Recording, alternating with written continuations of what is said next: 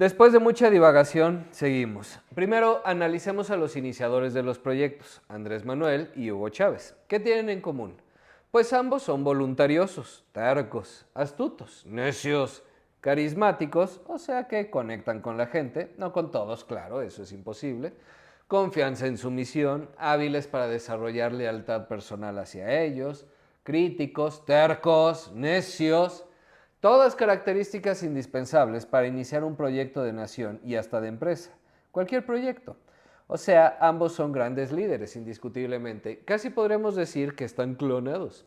En cuanto a proyecto político, comparten el discurso anti-establishment o anti-élite. Ambos sugieren un contexto de hartazgo social y no se equivocan, con las élites políticas y económicas, la mafia del poder para AMLO, las oligarquías para Chávez.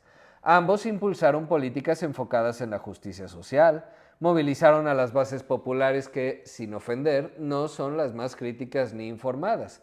De hecho, por eso se sienten excluidos, y por eso lo son, en efecto, mezclado por supuesto y en mayor medida con clasismo y racismo, a veces inconsciente. El clasista o racista no siempre se sabe racista. Vean la parte 1, por favor, para que sigan el hilo y sobre todo pongan atención en la dificultad que tenemos como seres humanos para entender el mundo como el otro lo entiende. Si es herencia colonial de la que ambos países no se logran librar o hay otras causas, ya habrá oportunidad de analizarlo. Pero existe, muy profundo. Ambos líderes lograron transmitir una sensación de inclusión y ambos redefinieron el sistema político. Las anteriores quizás sean las mayores similitudes, luego ya comienza a ponerse más borroso. El socialismo del siglo XXI de Hugo Chávez sí fundamentaba el modelo económico en la nacionalización de industrias, creación de empresas estatales y reducir la influencia de capitales privados. Una centralización de la economía, que no es lo mismo que planificación. Mientras que el humanismo mexicano de AMLO, si bien incrementa la participación del Estado, solo lo hace en sectores claves como la energía, es mucho más moderado. También tiene especial interés en mantener acuerdos de comercio con Estados Unidos, Europa y con quien se deje. En particular, es muy consciente de que, pese a haber grupos de países emergentes realizando alianzas entre ellos, los famosísimos BRICS, las oportunidades de México están en Norteamérica y pretende ser mediador entre ambos bloques, un país bisagra, digamos, desde el punto de vista económico. El nivel de intervención estatal de Hugo Chávez promovía un sistema de control absoluto de la economía. El humanismo mexicano plantea cosas como acuerdos para mantener ciertos precios en la canasta básica, subsidios en energía y cosas así, pero no un control de precios generalizado. Da mayor libertad, en particular en sectores no estratégicos. En cuanto a política exterior, el discurso de Chávez y la práctica era antiimperialista, ignorando las contradicciones obvias de saber que dependía de que le compraran petróleo. Genuinamente quería una alianza de América Latina a través del ALBA. Buscó alianzas también con Irán, Corea del Norte, Rusia, China, lo que fuera que oliera antiimperialismo. Aunque AMLO pueda sonar similar en partes de su discurso, ni Morena ni prácticamente ningún miembro del partido son antiimperialistas. Su postura es más pragmática. Proponen una relación funcional con Estados Unidos y adoptan una postura de no intervención. La verdad es que aquí me sobran comentarios que podría hacer al respecto, pero procuraré omitir mis opiniones personales o será eterno. ¿Noroña no es antiimperialista? Noroña no es de Morena. Hay que ver las sutilezas también. La principal diferencia radica en que Hugo Chávez o Maduro sí promueven una confrontación directa con el imperio, en tanto Morena promueve la defensa de la soberanía nacional y critica al intervencionismo, que no es lo mismo que confrontación con el imperio. ¿Cuándo vieron a Maduro o Hugo Chávez decirle amigo a Obama, a Trump, a Biden, al que sea? Y en cambio AMLO, es mi amigo. Aquí llamamos primero a Morena para burlarnos de la simplificación que hacen del PRIAN. Tan válida una simplificación como la otra. Pero si nos ponemos serios, hay muchas diferencias en ambos casos. Solo que no analizaremos aquí las diferencias entre PRI y PAN o entre PRI y Morena. No es el tema. No me hagan divagar o tardaremos 1000 horas. Pero vean la primera parte para que entiendan ese tema de las simplificaciones. Otra similitud que se argumenta mucho es la relación con el narcotráfico. Sin duda esta actividad es relevante en ambos países, mucho. Desde infiltración de instituciones, afectaciones a la gobernabilidad y seguridad pública. Las acusaciones que vinculan al gobierno venezolano con el cártel de los Soles se basan en testimonios, como el de Lema Salazar, ex jefe de seguridad de Hugo Chávez y de Diosdado Cabello, afirmando que Cabello daba órdenes para el transporte de toneladas de cocaína. Investigaciones también como de Inside Crime, una organización dedicada al estudio del crimen organizado en América Latina, que ha publicado varios informes detallando cómo los altos funcionarios venezolanos estarían involucrados en actividades de narcotráfico. Y por supuesto, acusaciones y acciones legales internacionales, en particular del Departamento de Justicia de Estados Unidos, acusando formalmente al presidente Maduro de narcoterrorismo, y sanciones a varios funcionarios venezolanos, incluyendo Diosdado Cabello. Vean los videos de Venezuela. También tenemos informes de la DEA señalando que el cártel de los Soles manejan anualmente un volumen de entre 250 y 300 toneladas de droga, implicando altos mandos militares y gubernamentales venezolanos. Por supuesto, el gobierno venezolano niega todo. Como mexicanos, no necesitamos que nos cuenten mucho de la presencia del crimen organizado en México. Lo vemos todos los días en las calles de cualquier ciudad y en zonas rurales. Para bien y para mal, hay muchas familias que dependen de ello. Aunque mucho más notorio en estados como Sinaloa, Guanajuato, Michoacán o Jalisco. No ahondaré mucho sobre las acusaciones contra gobiernos mexicanos, de todos los bandos, pues son las noticias de todos los días y que deberías conocer si no vives bajo una piedra. Tenemos el caso más famoso en este momento de García Luna, quien fue denunciado por Anabel Hernández desde el 2010, imagínense. Aunque cuando denunció los vínculos de Morena, hace pocos años, con el cártel de Sinaloa, ya no les hizo tanta gracia a los cuatroteístas. Ya no es una buena periodista, en serio. Vean la parte 1 antes de comentar burradas. Así que iré al grano con las diferencias de la relevancia del crimen organizado entre ambos países y el poder y su alcance. Estimar el impacto que tienen en las actividades económicas es muy difícil, pues obviamente opera en la clandestinidad, además de utilizar sistemas muy complejos de lavado de dinero que lo vuelve prácticamente irrastreable. Hasta remesas usan. Sin embargo, a ojo de buen cubero y basándonos en los pocos estudios que hay al respecto serios, ahí les dejo las fuentes, es una industria que representa entre el 3 y el 19% del PIB mexicano, aunque las más confiables rondan el 15%, insisto, según a quien le preguntes. ¡Un montononón! Esto representa algo así como 4.4 billones de pesos o 224,000 millones de dólares. Ay, qué exagerado. ¿Y cómo no somos ricos? Pues porque para variar las mates son tu talón de Aquiles. Hablamos de flujo de dinero, no de ganancia.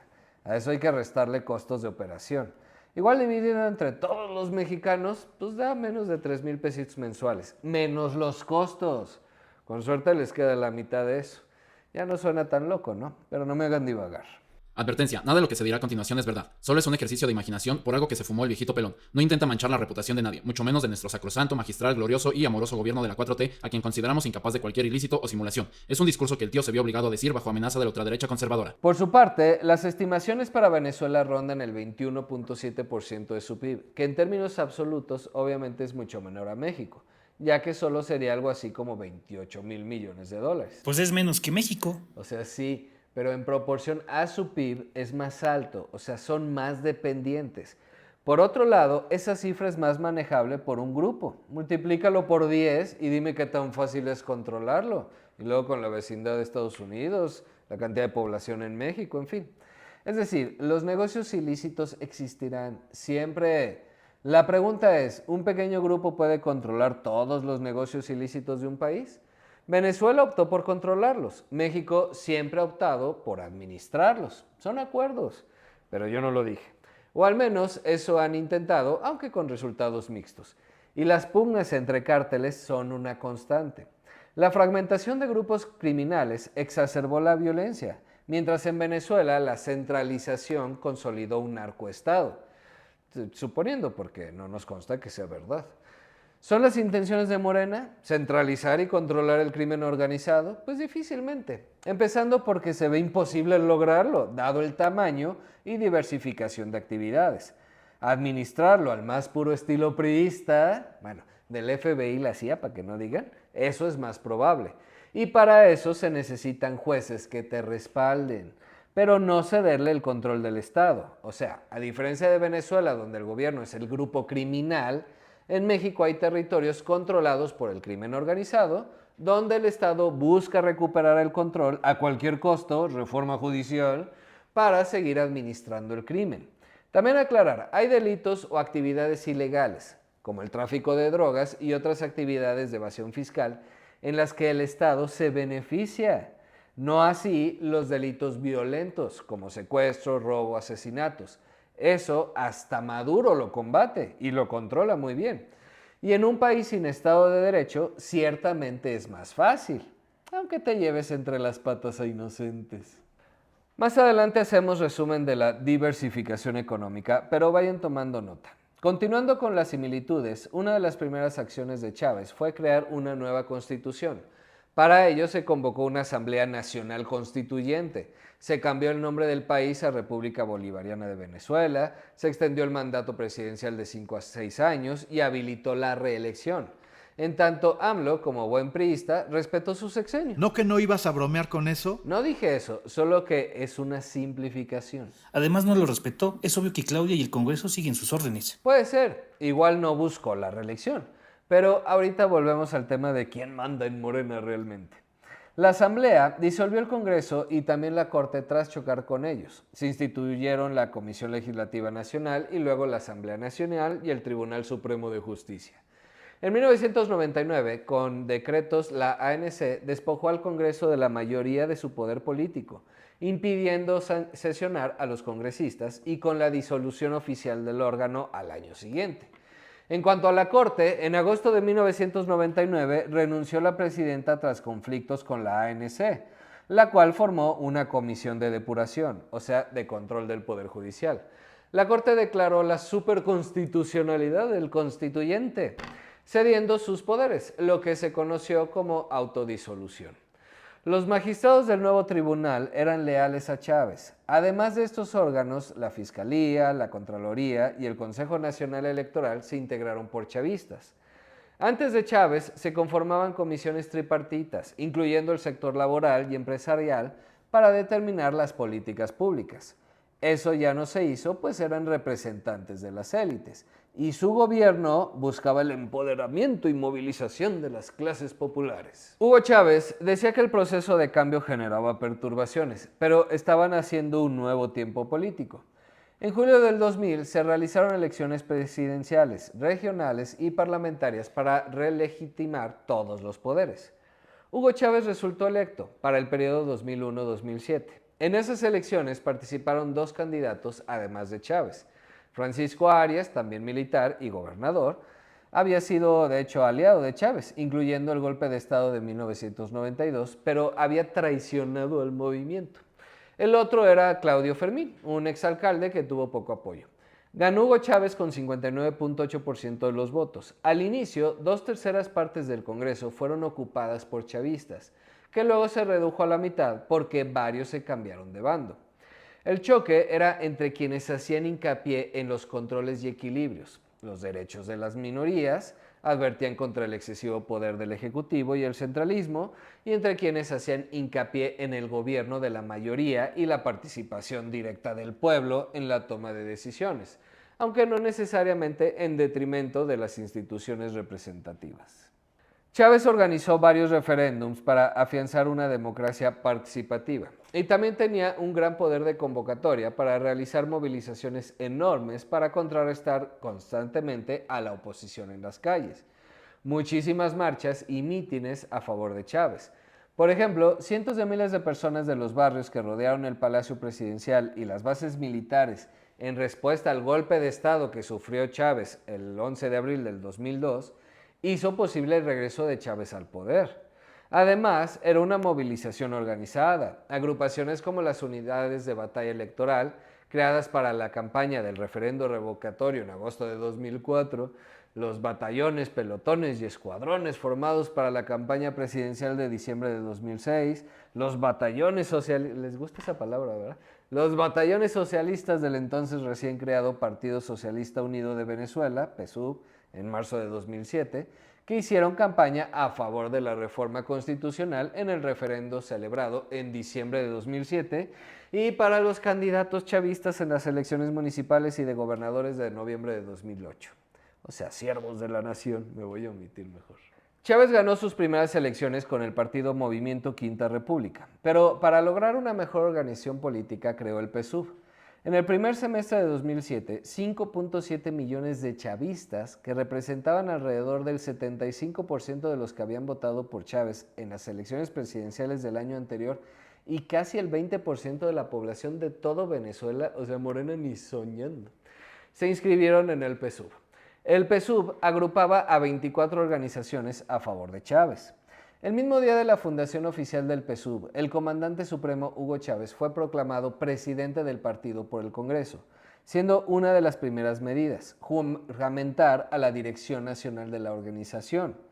Breviario cultural, al estilo priista, porque no es igual en todo el mundo, ni siquiera en democracias libres, AMLO siempre ha insistido en la autonomía del partido. O sea, al más puro estilo priista, sabemos que el preciso manda, o el preciso atrás de la precisa manda, según quieras verlo. Pero las formas importan. Chávez y AMLO no tienen las mismas formas. AMLO tiene las formas del PRI. Haciendo un lado el asterisco de las formas, todo lo anterior pues puede no sonar muy distinto a lo que ha venido pasando en México. Pero hay algunas diferencias importantes. Ya hemos tenido una presidencia todopoderosa sin contrapesos relativamente estable con el PRI, con garrafales errores, por supuesto. Los métodos como el clientelismo son viejos conocidos, no están bien ni son eficientes, pero sí sirven para controlar. Y no solo en Cuba o Venezuela existen, países como Argentina, Colombia, Italia. ¿Italia? Oh, sí, especialmente en el sur del país, donde es una práctica arraigada que políticos ofrezcan empleos y beneficios a cambio de votos. Morena no pide votos. Ternurita, si no hace falta, hombre. No pido tu voto, pero con nosotros tienes derecho a esta tarjeta. No, bueno, son unos genios. Aunque los militares están en todo, no solo en seguridad, AMLO y Sheinbaum no son militares, son políticos y su orientación y maneras de ejercer el poder son muy distintas a los militares. Hasta ahora, aunque estén en todos lados los militares, todavía no se ve un ejército políticamente organizado, o sea, participativo en política. No hay un candidato. Además, la tradición y formación del ejército mexicano es muy diferente al venezolano. Respondió por igual al llamado de Calderón, que de Peña o de AMLO. El principal rector del ejército mexicano es la neutralidad política. Mientras en Venezuela, a lo largo del siglo XX y XXI, se vivieron 4 golpes de Estado y 7 intentos fallidos más, en México, el último golpe de Estado fue en 1913 y el último intento de golpe de Estado en 1938 por el general Saturnino Cedillo. No es pariente, no empiecen. Rápidamente derrotado. Lo anterior no garantiza nada, por supuesto, pero como dije, nos habla de una formación castrense muy diferente. El INE y Banco de México todavía se han salvado de reformas. El INE ya está medio sesgado, igual se sigue pronunciando cuando algo no le parece. Aún no es tomado en su totalidad. Y estas dos instituciones sí importan ante los ojos de quienes ponen el dinero para las inversiones que generan empleos y de donde se obtiene la recaudación para mantener la red de transferencias en efectivo que tanto ha gustado al pueblo sabio. Nuestra vecindad y dependencia económica de Estados Unidos complica que la 4T avance hacia un gobierno más radical. Una cosa es el discurso y otra los hechos. La realidad material, diría ya saben quién. El TEMEC complica acciones como la nacionalización de los sectores económicos. Estados Unidos puede ser flexible y hacerse de la vista gorda a muchas cosas, pero sus intereses económicos no los va a arriesgar así nomás. En 2022, el comercio de bienes y servicios estadounidenses bajo el TEMEC representó un estimado de 1.8 trillones de dólares. Bueno, billones en español. Las exportaciones 789 billones y las importaciones 974 billones, o 1,000 millones.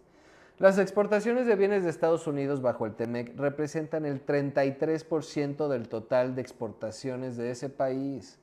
La inversión extranjera directa de Estados Unidos bajo el TEMEC, en términos de stock, En 2022 era de 569 billones de dólares. ¿Stock? Así es, se refiere a la inversión que ya está trabajando, o sea, la fabriquita que ya está produciendo, diferente a la inversión nueva. Si bien las exportaciones petroleras de México son importantes, no se acercan al 80% que representa para las exportaciones de Venezuela. Esto es lo más importante, las finanzas públicas de México viven del pago de impuestos de las empresas y las personas físicas. En Venezuela, pues, si quieres no pagas impuestos y ya, no le va a pasar nada al gobierno. Los ingresos petroleros representan solo 13% de los ingresos públicos y no hay forma de producir mucho más petróleo, un poco más con inversiones multimillonarias que poco probable que el gobierno mexicano quiera o pueda hacer. Nuestra economía depende en gran medida de la actividad privada. Si en algún momento se organiza la oposición o los resultados ya no convencen a la gente, en principio hay espacios que pueden competirse, como las gobernaturas y las elecciones intermedias del Congreso. Lo mismo pasaba en Venezuela. Sí, toda la carga del Estado con los siervos de la nación promocionando al gobierno. Es mañoso, pero no fraude, y si las cosas van mal, hay espacios democráticos. Incluso dentro de Morena, aunque no queramos verlas, porque nos coin mal. Hasta ahora, las transiciones han sido pacíficas. Se instauró la nueva legislatura sin el uso de armas. La presidenta tomó protestas sin incidentes violentos. Las supermayorías han sido legales, con un poquito de intimidación y muy libre interpretación de leyes, pero resultado de unas elecciones libres. Si AMLO de verdad quiere ser recordado como Madero y Cárdenas, reelegirse no sería muy bien visto. Ya no lo hizo por lo menos en esta ocasión. O lo hará con su hijo. Lo bueno es que aquí no hay nepotismo, pero aún no lo sabemos. En Venezuela, de inmediato se cambió la constitución para permitir la reelección y todos los poderes, así, en fast track, rápido. Independientemente de los efectos económicos del crimen organizado, hay un reto mayúsculo. Habrá que ver si logran no solo reducir los índices de violencia, también tener un mayor control de los distintos grupos. No que los eliminen, pero que no sea el caos que ahora es. Para eso sirve la reforma judicial, esa es la dedicatoria. Claro que se brincarán el debido proceso y todo lo demás, y también servirá de paso para presionar opositores y críticos, pero bonus extra. La nueva propuesta de ley para regular redes sociales es una caricatura, o sea, cada vez la van poniendo peor. No que todo lo que diga esté mal, pero la interpretación de esas posibles leyes bajo un poder judicial sometido, Dios mío. Me encanta la parte de información verídica. Ajá, y si es el gobierno el que miente, genios, no, eso no importa, no, bueno. Por supuesto que por donde le quieran ver, nos dirigimos a un gobierno autoritario. Eso está fuera de discusión. La cosa es, ¿estamos seguros que no veníamos ya de uno? ¿Los representantes realmente representaban al pueblo o a sus intereses? Es decir, los diputados, senadores, presidente municipal, gobernador, ¿en serio? ¿Había ciudadanía? ¿Participaba la ciudadanía en las decisiones? ¿El sistema judicial funcionaba para alguien? ¿Neta? Las elecciones eran libres, pero no estaba manipulada la opinión pública con mentiras y más mentiras de todos los bandos. Claro que Morena está concentrando mucho más poder, con lo que será mucho más autoritario. Pero volverte todopoderoso como Chávez y sobre todo como Maduro también requiere controlar a todos los grupos de interés y la economía. Así que para variar, datos. Ya en el video de la debacle, véanlo, expusimos algunos puntos económicos que no son irrelevantes. La economía mexicana está muy diversificada.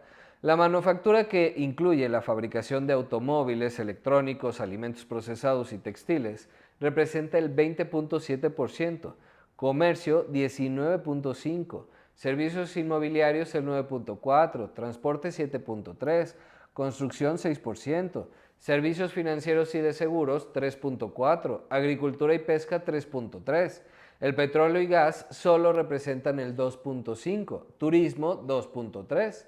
Y como establecimos, las actividades ilícitas un promedio de 15%. Si Morena controlara todas las actividades ilícitas, o sea, fuera quien directamente las ejecutara, no solo que reciba una participación del beneficio de estas, más el sector energético, no alcanzaría el 20% de toda la actividad económica. No le alcanza para expropiar nada, administrar o lo que sea que haya en la imaginación de quienes piensan que nos convertiremos en Venezuela. Por otro lado, la actividad económica venezolana se distribuye con las actividades relacionadas al petróleo superando el 25%, más el 20% de actividades que van desde el tráfico de drogas hasta extorsión en puertos y contrabando. Pero ese 45% no es que sea fácil, por eso cometen tantos errores, pero es manejable por un pequeño grupo, por la monarquía. ¿De qué sectores tomará control el gobierno mexicano? Petróleo ya tiene el control y es una miseria para el tamaño de país, porque en realidad Pemex produce más que PDVSA. ¿Del narco? Hay cualquier cantidad de grupos que los enfrentarán directamente. Una cosa es llegar a acuerdos y patrocinios y otra muy distinta es expropiar la industria del narco. Ajá. La automotriz, les doy un ejemplo. Las cadenas de suministro automotrices entre Canadá, México y Estados Unidos están integradas por el TEMEC, pero no es que se fabrique un coche en México y se manda a Canadá para vender. Las piezas y componentes cruzan fronteras múltiples veces. México se especializa en manufactura de partes como motores y arneses. Canadá en ensamblaje y tecnología avanzada. Estados Unidos en diseño, innovación y ensamblaje final. Este flujo coordinado optimiza costos y tiempos. ¿Qué industria automotriz va a expropiar Morena? Pero si Estados Unidos quiere poner las fábricas en su país, Pues buena suerte. Si regresan migrantes, ¿quién las trabajará? Pero más importante, no es algo que puedas hacer de un día para otro. Se requeriría de media entre 5 a 10 años para sustituir todas las autopartes mexicanas. No las puedes simplemente importar de otro lado. ¿Y para qué?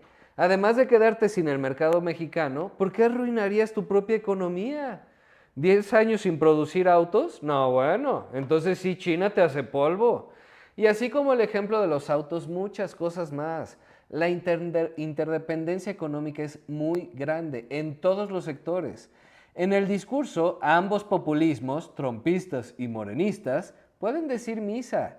En los hechos, poco. Venezuela no tenía esta interdependencia, ni formaba parte de un bloque comercial, ni formará. Su economía dependía y depende de las exportaciones de petróleo, y eso lo hizo vulnerable tanto a sanciones económicas, colapsos de precios de hidrocarburos, malos manejos, etc. En cambio, la ruptura de la relación entre Estados Unidos y México tendría consecuencias catastróficas para los dos. Bueno, para todo el mundo, incluido China. Eso no significa que México esté exento de riesgos. Por supuesto que puede haber un mal manejo de las finanzas públicas y provocar crisis y recesiones.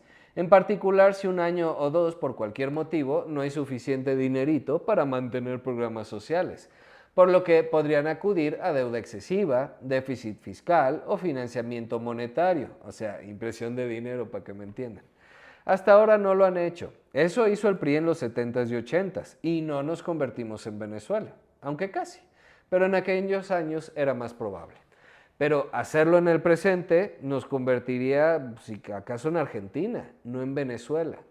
Y el autoritarismo al que nos orillamos pues, se puede parecer al de cualquier país como Turquía, Singapur o cualquier país del Medio Oriente, elijan el que quieran, no tiene que acabar en Venezuela. En 2022, Estados Unidos presentó quejas contra México por políticas energéticas que favorecían a CFE y Pemex sobre empresas extranjeras. La participación energética extranjera no está prohibida en México, solo tiene una menor relevancia. ¿En qué acabó? Pues en nada grave. Bueno, sí, porque ya no va a haber inversión, pero el gobierno controlará el sector energético, que otra vez representa una insignificancia. Es el sector que quieren controlar, es su discurso de soberanía, o de verdad se lo creen, yo qué sé. Es poco probable que México experimente una caída económica severa como resultado de las reformas impulsadas por Morena, aunque existen otro tipo de riesgos muy reales. Otros 70 años de priismo, o sea, monopolio del poder, el clientelismo político que los mantendrá ahí sin que el mexicano promedio mejore en gran cosa realmente, estancamiento económico es más probable o crecimiento insignificante. Ya hemos visto desaceleración en las inversiones, no que hayan dejado de llegar. Veremos si cuando terminen de hacer su logran volver a transmitir certidumbre para que lleguen más. Ojalá, y ojalá en ese sentido yo esté equivocado, para bien. Pero difícilmente habrá caída, pues la reinversión de las empresas que ya están aquí es una constante. Y como sea, México no dejará de ser la entrada a Estados Unidos. Claro que muchas inversiones que podríamos recibir del nearshoring se están yendo a países como Brasil, Chile, hasta Uruguay. Pero bueno, eso solo significa menos crecimiento, no caída. Habrá menos Estado de Derecho con persecuciones dirigidas específicamente contra opositores políticos o críticos del gobierno. Creo que ya tengo que empezar a cuidarme. Aunque con suerte, mucha suerte, mayor seguridad para la población general también. El control electoral y poco más. Alguna ley woke, absurda por la influencia de Claudia, que es bastante woke, pero no AMLO, ni los líderes del Congreso. Así que ya veremos quién manda. Volviendo al tema de los idealistas, vean la parte 1. Yo no voy a juzgar si Claudia y AMLO son honestos y en verdad creen en un crecimiento justo, equitativo, en la justicia social, pues.